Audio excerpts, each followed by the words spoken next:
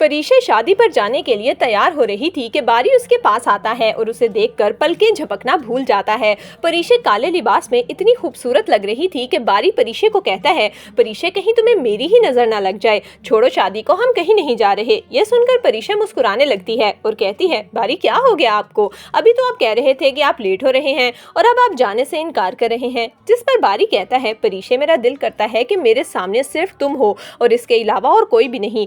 और आज तो तुम इतनी प्यारी लग रही हो कि मुझे डर लग रहा है कि कहीं तुम्हें मेरी ही नजर ना लग जाए। यह सुनकर परीशा मुस्कुराने लगती है और कहती है, बारी मैं बहुत खुशकिस्मत हूँ कि मुझे इतना प्यार करने वाला शौहर मिला। जिस पर बारी भी मुस्कुरा देता है। बारी और परीशा शादी पर जाने के लिए निकलते हैं तो रास्ते में बारी परीशा को गजरे भी लेकर देता है और उसे आइसक्रीम भी खिलाता है। परीशा तो खुदा का शुक्र अदा करती है कि उसे इतना प्यार करने वाला शौहर मिला।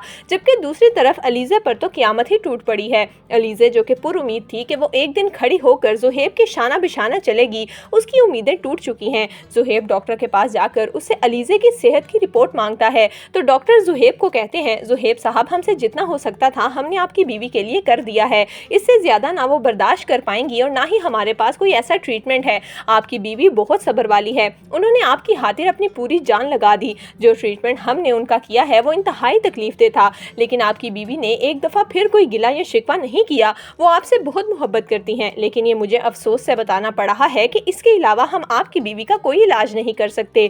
ज़ुहैब का दिल तो चकनाचूर हो जाता है। वो उदासी भरे लहजे में डॉक्टर को कहता है, डॉक्टर साहब, मैंने तो सोचा था कि अलीज़े एक बार फिर से अपने पाँव पर खड़ी होकर चलेगी। जिस पर डॉक्टर कहता है कि नहीं ज़ुहैब साहब, ऐसा नहीं हो सकता। ज़ुहैब बोझल कदमों के साथ घर वापस आता है और आकर अपने कमरे में जाकर खामोशी से बेड पर लेट जाता है। अलीज़ा ज़ुहैब की वजह से काफ़ी परेशान है। अलीज़ा ज़ुहैब से पूछती है कि डॉक्टर ने क्या कहा। ज़ुहैब साफ साफ बता देता है और कहता है कि डॉक्टर ने उम्मीद नहीं दी, वो कह रहे हैं कि इससे ज्यादा वो कोई इलाज नहीं कर सकते। ये सुनकर अलीज़ा खामोश हो जाती है और कमरे से बाहर लॉन में आकर बहुत ज्यादा रोती है। अलीज़ा को ये डर लग रहा है कि अगर वो ठीक ना हुई तो क्या पता ज़ुहैब उसे छोड़ दे, और अगर ज़ुहैब ने उसे छोड़ दिया तो वो कहाँ जाएगी। वो तो ज़ुहैब से इश्क करने लगी है। जिस तरह बीमारी में ज़ुहैब ने उसका साथ दिया, वो ज़ुहैब को कोई खुशी नहीं दे पाई। यही एहसास अलीज़ा को अंदर से खाए जा रहा है। जबकि दूसरी तरफ रुमैसा जुबैदा के घर में शिफ्ट होने के लिए पैकिंग करना स्टार्ट कर देती है और अपने बेटे को कहती है कि अब तुम्हारी सारी मशकूक हरकतें खत्म हो जानी चाहिए,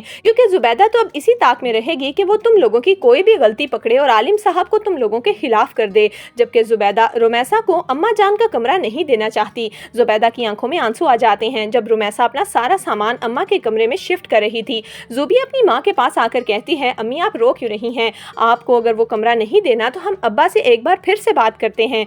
जिस पर जुबैदा कहती है, नहीं जुबी, अब कोई फायदा नहीं। मुझे उस कमरे में नमाज पढ़ के इबादत करके बहुत सुकून मिलता था।